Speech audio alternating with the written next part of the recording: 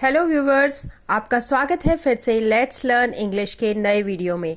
हमने डे 7 तक का इंग्लिश लर्निंग कर लिया है। डे 7 में आपको याद ही होगा कि हमने पढ़ा था कि यदि कोई हमारे प्लेस के बारे में पूछे जहाँ को हम बिलोंग करते हैं, वो पूछेगा कि to which place do you belong, which is your home town, तो आप बोलेंगे I belong to Patna, I am a native of Patna.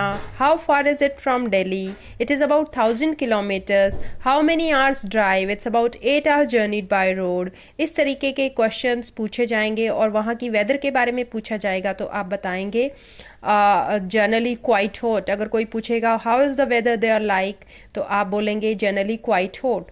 और वहाँ के मेजर ऑक्यूपेशंस के बारे में पूछेगा अगर कोई, what is the major occupations of the people, तो इसका जवाब होगा कि the major occupation of the people is agriculture, या जो भी है वहाँ पे। अगर फिशिंग है तो फिशिंग बताएंगे आप।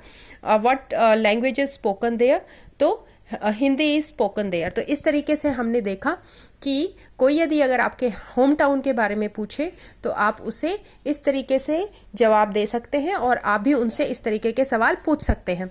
तो आज हमारा डे 8 जो है, इसमें अगर कोई हमारे नए घर के बारे में हमसे कुछ पूछे, मान लीजिए कि आपने एक नया घर खरीदा है और या फिर आप एक नए घर में शिफ्ट हुए हैं, तो अगर कोई आपसे पूछता है कि आपका नया घर कैसा है, तो उनका सवाल होगा how is the new home, नया घर कैसा है।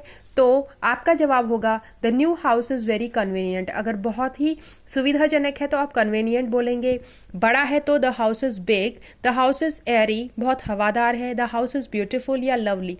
इस तरीके से आप इस बात का उत्तर देंगे। When are you moving to the new house? अगर आपसे कोई पूछे कि आप नए घर में कब शिफ्ट हो रहे हैं, तो आप बोलेंगे soon, जल्द, वेरी सून, बहुत जल्द, आई एम मूविंग देयर सून, मैं वहाँ पर जल्द ही जा रहा हूँ।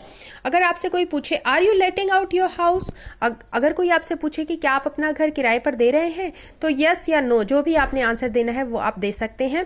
How is the water problem, वहाँ पानी की प्रॉब्लम है कि नहीं, तो आप बोलेंगे there is no water problem. अगर वहाँ पे नहीं है तो आप बोलेंगे there is no water problem at all.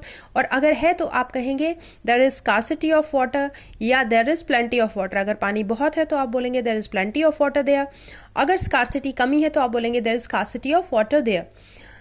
वहाँ का पानी कैसा है, वाटर इज़ हार्ड और सॉफ्ट। तो इस तरीके से हमने देखा कि कोई अगर हमारे नए घर के बारे में पूछे तो हम उसे किस तरीके से जवाब दे सकते हैं, और कैसे सवाल हम भी अगर किसी के घर के बारे में पूछना चाहें तो पूछ सकते हैं कि आपका घर कैसा है, how is the new home.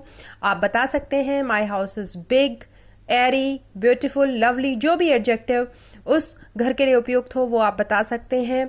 अगर अच्छा नहीं है तो भी आप बता सकते हैं।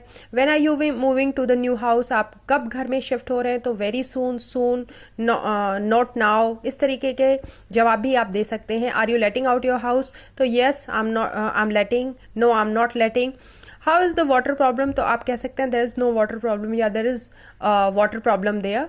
इस तरीके से आप जवाब दे सकते हैं। तो फ्रेंड्स, फिर से मैं आपको वही रिक्वेस्ट करूँगी कि प्लीज़ लाइक करें, सब्सक्राइब करें और शेयर करें।